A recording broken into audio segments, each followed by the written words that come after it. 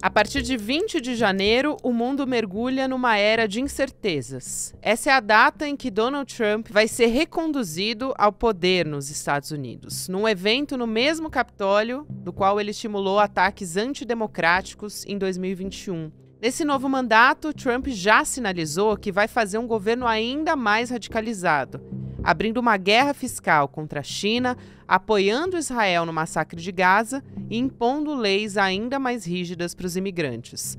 Na escala autoritária, Trump vai ter respaldo do Senado, agora de maioria republicana, depois das eleições desse ano. A Suprema Corte já apoia o novo presidente, a partir de indicações feitas pelo próprio Trump no primeiro mandato dele. O novo presidente tem ainda o apoio do bilionário Elon Musk, o dono da rede social X, que é uma esfera pública que pauta grandes debates políticos no mundo. Ou seja, o Trump tem força, poder, dinheiro e agora apoio popular. Sexta-feira, 8 de novembro de 2024.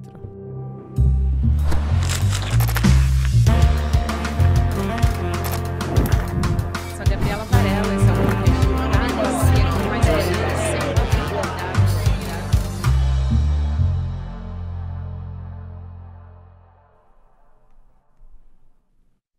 Olá, seja muito bem-vindo, seja muito bem-vinda. Eu sou a Gabriela Varela e esse é o videocast Em Detalhes. Aqui sempre com um convidado, uma convidada, a gente analisa uma temática, uma notícia importante do momento.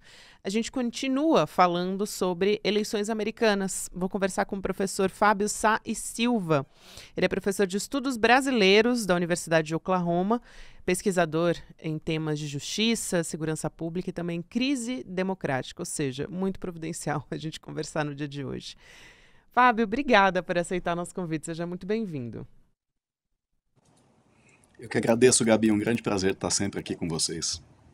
O prazer é todo nosso. Acho que antes de mais nada, muito tem se falado sobre, depois das eleições de Donald Trump, essa maioria em dominação dos três poderes, né? Então a gente tem, nesse momento, um empoderamento, vamos dizer assim, dos poderes, né? Os poderes do Trump estão mais fortes nesse mandato também, porque está formando maioria no Senado, na Câmara e na Suprema Corte já existe um cenário favorável por maioria conservadora. Então, para começar a nossa conversa, acho que ela pode guiar a gente para outras instâncias também.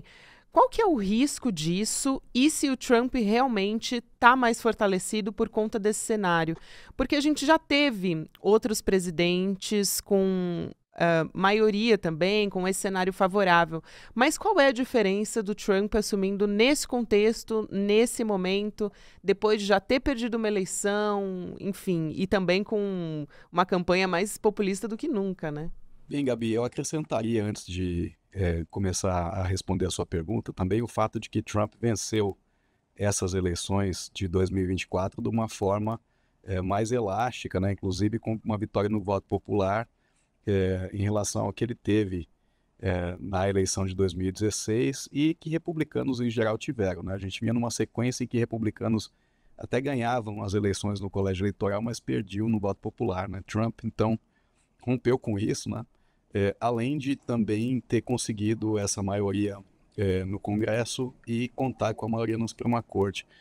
O que isso gera é um risco, né? Porque a gente tem um candidato aí que vem com uma retórica desde a sua campanha, mas na verdade passou os últimos 4 anos, né, com uma retórica do que se diz lá nos Estados Unidos retribuição, né? Ou seja, é alguém que não aceitou perder as eleições de 2020, que se disse vítima ali de fraudes e de uma grande armação por parte dos democratas, e desde então vem jurando vingança, né? Ele, ao longo da campanha, falou, por exemplo, que os maiores inimigos dos Estados Unidos não estão nos Estados Unidos, mas não estão fora dos Estados Unidos, mas estão dentro dos Estados Unidos. Chegou a nomear algumas pessoas, disse que essas pessoas seriam perseguidas pelo seu Departamento de Justiça, né? Isso é uma outra questão também importante, porque o Departamento de Justiça nos Estados Unidos é o Ministério Público do Brasil, tem uma tradição de independência, embora não tenha uma independência funcional realmente, como a gente tem no Brasil, né? E Trump disse várias vezes, sugeriu que utilizaria os poderes do Departamento de Justiça para ir atrás dos seus inimigos, né, dos seus adversários políticos. Então, e acho que finalizaria dizendo que também no decorrer da campanha veio à tona um documento que já era muito conhecido nos Estados Unidos, que é o chamado Projeto 2025, né? Que é uma espécie de uma carta-programa para uma segunda gestão do Trump, que foi feito por um think tank ligado aos republicanos, a Heritage Foundation, e que já ali se vislumbrava a possibilidade de captura da máquina do executivo, né? Com nomeações de pessoas que fossem subservientes, acho que é a melhor palavra, ao presidente, para que ele pudesse realizar aquilo que ele prometia, né? A avaliação ali dos republicanos é que o Trump tinha tido algumas barreiras, né, dentro da burocracia pública durante a sua primeira gestão e que não se poderia correr o risco de se enfrentar essa situação novamente no caso de um segundo mandato. Então, eu acho que essa conjunção de fatores, né, um candidato com um discurso muito agressivo, que vem com uma plataforma de retribuição e de captura do executivo, tudo isso cria um risco muito grande a partir dessa eleição. Sem dúvida, eu acho que você citou a questão do segundo mandato, é uma das perguntas que eu quero te fazer, mas acho que um outro ponto que eu não coloquei aqui, que talvez seja importante de observar, além dessa maioria na Câmara e no Senado que outros presidentes já tiveram, tem um paralelo assim na história dos Estados Unidos. Então, digamos assim que como performance não é totalmente inédito, apesar de fazer muito tempo, né? Como você disse, professor, mas ele conseguiu tudo isso mesmo depois de ter sido condenado. Isso é muito importante, né? Além de ter perdido nas eleições anteriores, o que veio depois, além dos processos que estão em julgamento nesse momento. E aí, quando a gente fala de um segundo mandato, e é isso, né? Trump não conseguiu 2 vitórias consecutivas. Ele perdeu para o Joe Biden e agora está voltando com muita força. Eu queria que talvez a gente comparasse um pouco com o cenário da história do Roosevelt, né? Que ficou 12 anos no poder. Depois a gente teve uma emenda constitucional que mudou esse cenário. Tem muita gente preocupada, professor, e aí eu queria trazer aqui para sua análise, com a possibilidade do Trump mudar esse cenário, porque essa seria a última eleição, né? A última vez que Trump poderia ocupar uma cadeira na Casa Branca, levando em consideração a Constituição e como a política se dá nesse momento. Ele conseguiria mudar esse cenário? Como é que seria isso? E também, imaginando que, sim, seja o último mandato de Trump, se ele não seria mais ousado, vamos dizer assim, no autoritarismo, né, para não medir consequências de onde ele poderia chegar, justamente por ser a última vez. Acho que essas preocupações são justas. O Trump, durante a campanha mesmo, né, ele disse que as pessoas precisariam votar nessas eleições, que depois elas nunca mais precisariam votar, né? Ele usou fez esse jogo de palavras aí, e que as pessoas ficaram um pouco sem entender o que ele queria realmente dizer com isso, né? É E fundamental. algumas fazem essa leitura de que ele pode ser um pouco mais ousado e buscar alguma forma de concentração de poder para além daquilo que a Constituição impõe a ele hoje, que esses seriam os últimos 4 anos. É muito difícil nos Estados Unidos se fazer reformas constitucionais. Uma emenda à Constituição, ela requer uma aprovação qualificada dentro do Congresso, mas também uma ratificação por 3/5 dos estados, né? Eles precisam fazer convenções ou ter sessões nas suas assembleias legislativas que ratifiquem essas emendas. Então é um caminho difícil se o Trump quiser realmente fazer uma emenda constitucional para conseguir um direito a ter mais oportunidades de disputar as eleições, né? Mas ele não precisa ficar restrito à figura dele. Ele pode, por exemplo, fazer alterações no sistema eleitoral, fazer algumas outras alterações que tornem menos competitivo, né, o sistema político americano e que permitam, por exemplo, que o J.D. Vance seja um sucessor dele ali sem maiores dificuldades, né? Os Estados Unidos entrariam, então, numa rota muito parecida com a da Hungria, né? Eu acho que o maior paralelo que a gente pode traçar hoje quando olha para o Trump, considerando todas essas questões que nós estamos discutindo aqui, é com o Orbán, que aliás é um modelo para ele, né? Ele já falou várias vezes, assim como também pessoas que estão ali no entorno dele, que o que o Orbán fez na Hungria, né, é algo em que eles deveriam se espelhar, né? E o que o Orbán fez na Hungria foi justamente isso, uma vez, e a história do Orbán é tão parecida com a do Trump, que o Orbán também foi primeiro-ministro, depois ele saiu, depois ele voltou, né?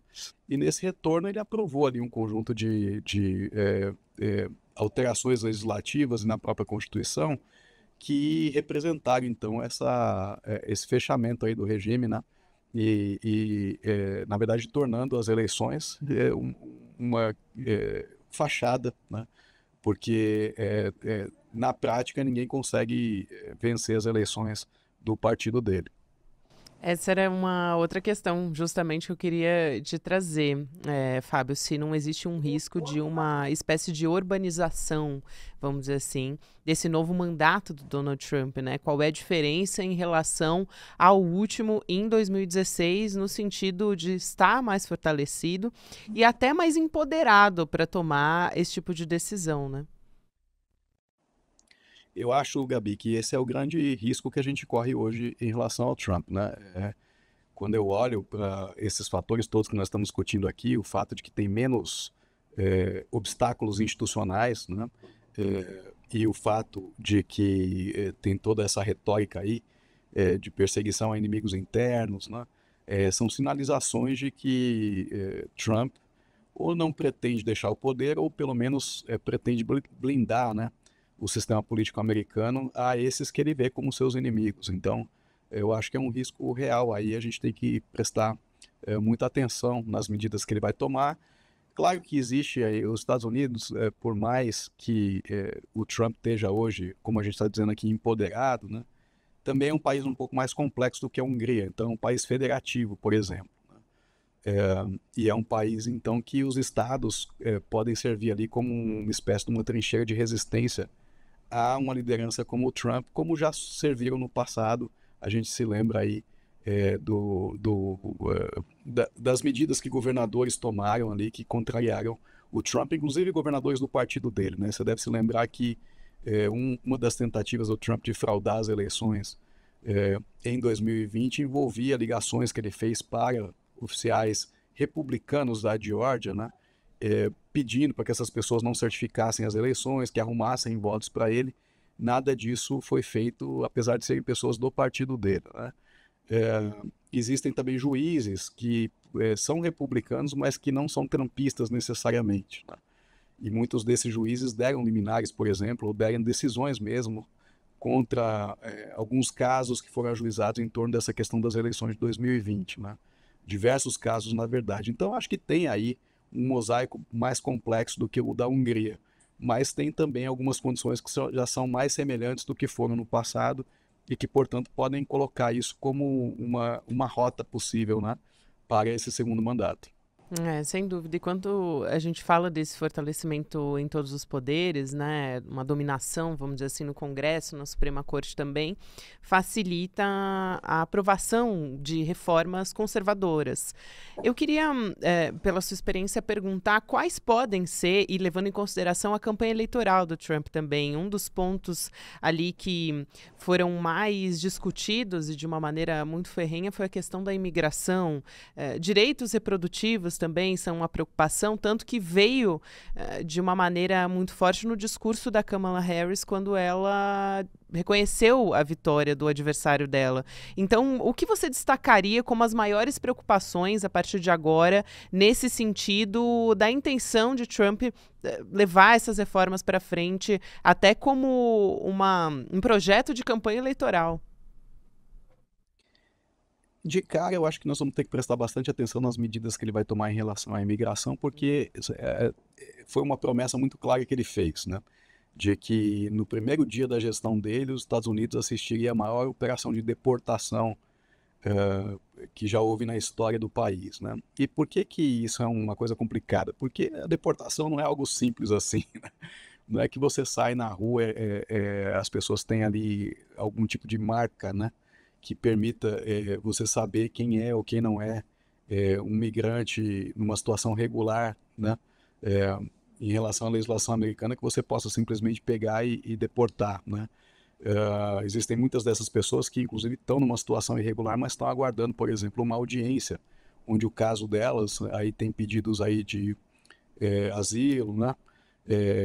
Isso ainda está para ser decidido pelo próprio judiciário americano, né? Então, provavelmente, para você conduzir uma operação cinematográfica, né, de deportação de pessoas, você vai cometer violação de direitos civis, você vai entrar na casa das pessoas, fazer processos de revista, né, que estão em contrariedade à jurisprudência da Suprema Corte, por exemplo, né, e você também vai violar direitos dos estados, porque em princípio ali existe uma esfera de autoridade dos estados, né, que não pode ser violada pelos agentes federais. Então, na campanha, o Trump falou, inclusive, que poderia chamar o exército para participar de algumas dessas atividades, né?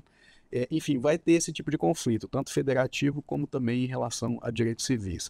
E na Suprema Corte já tem anunciado aí uma agenda, né, que aí está mais no campo conservador mesmo, dos valores, né, das questões culturais, onde se pretende avançar mesmo nessa agenda a gente está chamando aqui de direitos reprodutivos, né? Mas tem também outras coisas. Isso no limite passa pela questão de contracepção, né? Que é um direito reprodutivo, mas também chega, por exemplo, até mesmo a casamento homossexual, né? Na decisão Dobbs, que foi a que reverteu a jurisprudência da Suprema Corte que autorizava o aborto, os juízes conservadores já anunciaram ali que essas seriam as duas próximas batalhas que eles eventualmente travariam, né? Porque eles enxergam que tudo tem a mesma raiz constitucional. Então, reverter as decisões que permitem as mulheres consumir medicamentos contraceptivos e talvez comercializar isso entre estados, e também até mesmo chegar, né, na proibição aí não na proibição do casamento homossexual, né, mas em eliminar o caráter de direito constitucional disso e permitir que os estados regulamentem como era no passado antes da decisão Obergefell. Professor, um outro ponto, acho importantíssimo a gente ficar atento a essas guinadas, né, do autoritarismo do Trump, mas também tem um outro ponto importante que é a questão da justiça. É muito simbólico que ele seja o primeiro presidente dos Estados Unidos condenado e respondendo a tantos processos na justiça.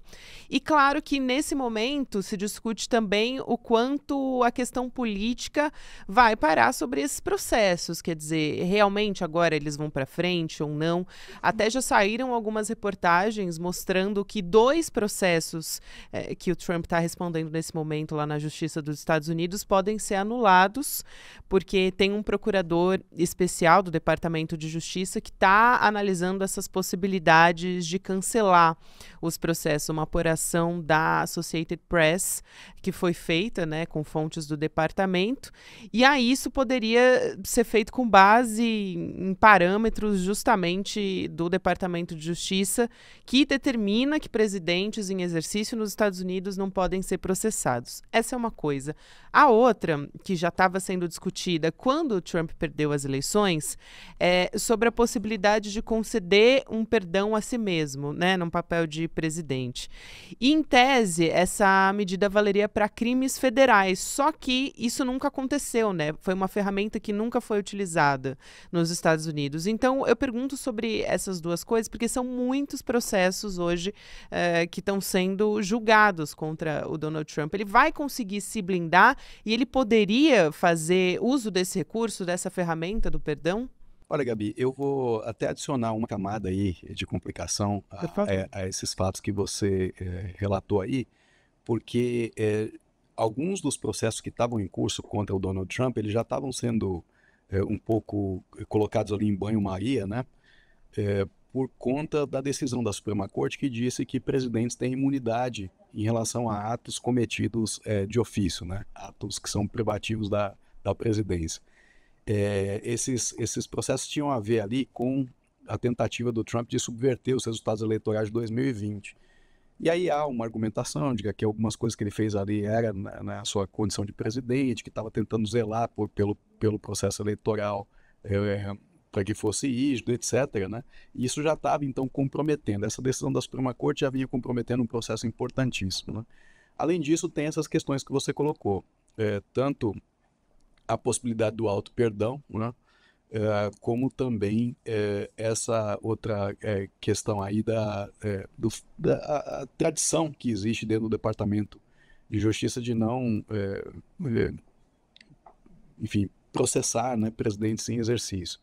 Então, olhando para tudo isso e olhando para o fato de que não há, como a gente discutia anteriormente, né, na arquitetura institucional dos Estados Unidos, uma força que seja capaz de impor limites ao Trump, pelo menos em princípio, né, a minha tendência é dizer que esses processos vão todos, né, para a gaveta, ou realmente eles vão todos ser extintos, né, e que Trump vai, então, ficar completamente livre, né, de qualquer persecução penal por esses fatos aí que ele alegadamente cometeu. Acho que tem alguns que estão muito bem comprovados ali, né, no sentido de que ele teria cometido, como, por exemplo, esse da tentativa de subversão eleitoral. Então, eu acho que os Estados Unidos, acho que a ironia aqui é que os Estados Unidos, que é um país, né, que ali nas suas origens se dizia que ele foi construído como um país de leis e não de homens, né, no fundo, está se mostrando um país que foi incapaz de efetivar as leis contra esse homem especificamente, né? E eu acho que o Brasil tem que olhar para isso e tirar disso uma lição, né? Eu acho que a gente tem que ficar numa outra posição em relação aos Estados Unidos no que se trata, por exemplo, de responsabilizar o ex-presidente Bolsonaro. Sem dúvida, né, Fábio? Eu acho que o fato de Donald Trump não ter sido condenado, no caso do Capitólio, né, e desse processo ter sido conduzido dessa forma, a gente ainda com esse caminho em aberto aqui no Brasil e tá sob investigação, acende um alerta muito importante para as nossas instituições, né? Acho que esse é um ponto fundamental de paralelo com o governo brasileiro e com a extrema-direita aqui no Brasil. Até sobre isso, acho que vale a pena talvez trazer uma reflexão a respeito da politização da justiça, né, nesse momento, e é algo que se discute muito no Brasil e que a extrema-direita utiliza também para dizer que muitas vezes o ministro Alexandre de Moraes tomou decisões ao longo de todos esses anos como alternativa para proteger, de certa forma, o Estado Democrático de Direito. Enfim, é uma discussão que gera um debate há muitos anos. E isso também está sendo posto com a eleição, né, com a vitória de Donald Trump nas eleições dos Estados Unidos, né? O quanto que isso vai conturbar a justiça nos Estados Unidos. Eu queria talvez trazer essa reflexão aqui para a gente pensar até que ponto isso é um reflexo dos nossos tempos, né? E o quanto o fato de a gente ter tido tantos retrocessos em relação à extrema-direita também provoca a justiça para que ela tenha que tomar medidas também para ser uma espécie de contrapeso em momentos como esses. Então, a agenda substantiva, né, da extrema-direita, por exemplo, toda essa regressão em direitos civis, em direitos sexuais reprodutivos, né, isso também a justiça acaba tendo que atuar, e no caso americano atuou para legitimar, né, essas mudanças, inclusive desfazendo decisões que eram paradigmáticas na história constitucional daquele país, né.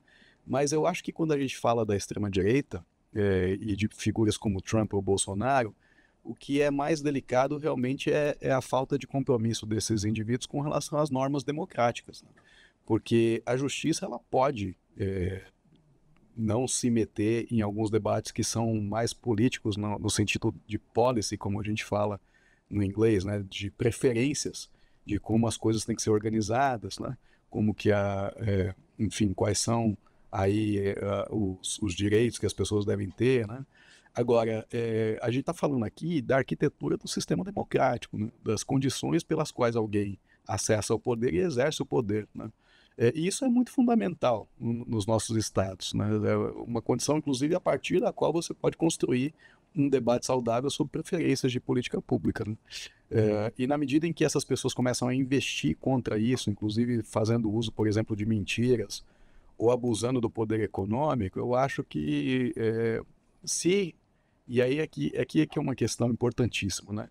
Se não há outras forças na sociedade que conseguem se colocar contra isso tudo, acaba que para a justiça se coloca ali uma situação de ou fechar os olhos e com isso se deslegitimar completamente perante a história, ou então tomar algumas iniciativas, né? Só que aí no momento que ela toma essas iniciativas, evidentemente que há esse tipo de cobrança, esse tipo de acusação de politização, etc., né? Mas eu não vejo, por exemplo, que no Brasil, claro que se pode discutir aí casos específicos, né? A dosimetria das penas das pessoas que estão sendo acusadas no âmbito do 8 de janeiro, mas acho que muito do que, a maior parte ali, com certeza, né, do que foi feito pelo TSE e um pouco do que foi feito ali pelo STF no âmbito desses inquéritos, não apenas tinha um respaldo legal, mas também se deu no vácuo, né, dessas outras instituições e dessas outras forças sociais.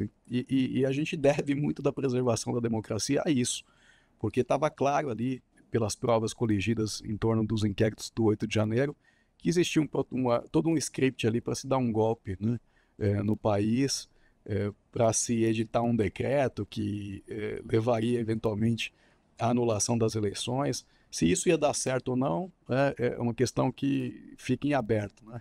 A gente não tem contrafactual nesses casos, mas é melhor não correr o risco, né? E acho que graças um pouco à atuação da justiça a gente acabou não correndo.